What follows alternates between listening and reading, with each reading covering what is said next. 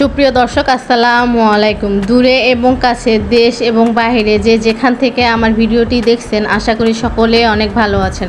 আমিও আলহামদুলিল্লাহ ভালো আছি। আজকে আরেকটি রেসিপি নিয়ে চলে আসলাম।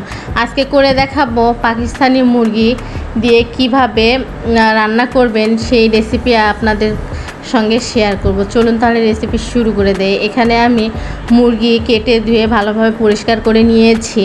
এরপর দিয়ে দিলাম পেঁয়াজ কুচি হাফ কাপ, দিয়ে দিব আদা বাটা 1 টেবিল চামচ, রসুন বাটা 1 টেবিল চামচ। এরপর দিয়ে দিব হলুদ গুঁড়ো 1 টেবিল চামচ, মরিচ গুঁড়ো 1 টেবিল চামচ। মরিচটা আপনারা আপনাদের টেস্ট অনুযায়ী দিয়ে দিবেন। এরপর দিয়ে দিলাম জিরা গুঁড়ো হাফ টেবিল চামচ, ধনিয়া গুঁড়ো হাফ টেবিল চামচ, দিয়ে দিব স্বাদ মতো লবণ। এখন দিয়ে দিব আস্ত কিছু মশলা। এখানে আমি সাদা এলাচ 3টি নিয়েছি 2টি কালো এলাচ, 1টি দারুচিনি এবং কয়েকটা লবঙ্গ, কালো গোলমরিচ আর 2টা তেজপাতা ফালি করে দিয়েছি এবং দিয়ে দিলাম রান্নার তেল। এখন সব কিছু উপকরণ ভালোভাবে হাতে মাখিয়ে নিব। আপনারা চাইলে ভেজেও করতে পারেন। আর দিয়েছি আস্ত কয়েকটা শুকনো মরিচ ফালি করে দিয়ে এটা মেখে রান্না করব।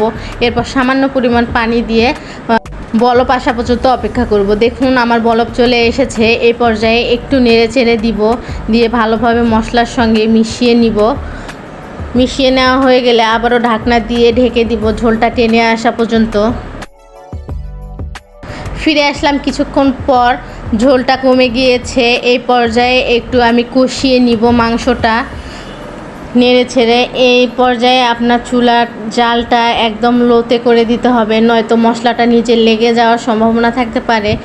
দেখুন আমার কষানো হয়ে গিয়েছে। আমি অনেক ভালোভাবে কষিয়ে নিয়েছি এবং তেলটাও ছেড়ে দিয়েছে, একদম ভাজা ভাজা হয়ে গিয়েছে। এই পর্যায়ে দিয়ে দিব রান্নার জন্য পানি। যে যতটা ঝোল রাখবেন সেই অনুযায়ী পানি দিয়ে দিবেন। ঢাকনা দিয়ে ঢেকে দিব বলক আসা পর্যন্ত। ফিরে আসলাম 5 মিনিট পর। দেখুন আমার বলক চলে এসেছে। এই পর্যায়ে একটু নেড়ে ছেড়ে দিব। আপু এবং ভাইয়ারা যারা এখনও আমার ইউটিউব চ্যানেলটি সাবস্ক্রাইব করেননি, প্লিজ আমার ইউটিউব চ্যানেলটি সাবস্ক্রাইব করে দিয়ে পাশে থাকা বেল আইকনটি প্রেস করে রাখবেন। এতে করে আমি যখনই ভিডিও ছাড়বো সঙ্গে সঙ্গে নোটিফিকেশন পেয়ে যাবেন। দেখুন আমার রান্নাটা প্রায় হয়ে গিয়েছে। আপনারা যে যতটা ঝোল রাখবেন সেই অনুযায়ী নামিয়ে নেবেন। আমি এই পর্যায়ে 4টা কাঁচামরিচ দিয়েছি।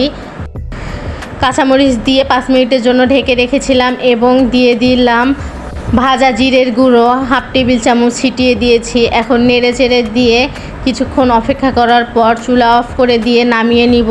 চলুন তাহলে আপনাদেরকে পরিবেশন করে দেখাই। দেখুন কতটা সহজে মুরগির মাংসটা রান্না করে ফেললাম, খুবই সহজে। যারা এইভাবে কখনো ট্রাই করে দেখেননি, একবার হলেও ট্রাই করে দেখবেন। ভীষণ মজার হয়েছে খেতে।